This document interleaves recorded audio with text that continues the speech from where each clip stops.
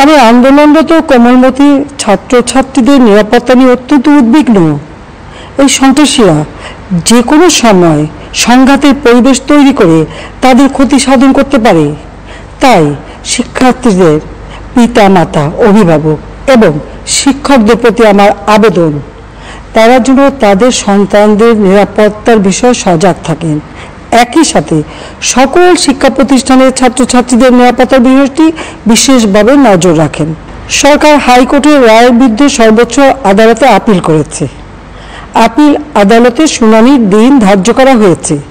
আদালত শিক্ষার্থীদের কোনো বক্তব্য থাকলে তা শোনার সুযোগ সৃষ্টি করে দিয়েছে। এই আইনি প্রক্রিয়ার মাধ্যমে সমস্যা সমাধানের সুযোগ রয়েছে। এই আইন প্রক্রিয়া সমাধানের সুযোগ থাকা সত্ত্বেও রাস্তায় আন্দোলনে নেমে দুষ্কৃতিকারীদের সংঘাতের সুযোগ করে দেবেন না। সর্বোচ্চ আদালতের রায় আসা পর্যন্ত ধৈর্য ধরে অপেক্ষা করার জন্য আমি সকলকে বিশেষভাবে অনুরোধ জানাচ্ছি। আমার বিশ্বাস আমাদের ছাত্র সমাজ উচ্চ আদালত থেকে ন্যায় বিচারই পাবে।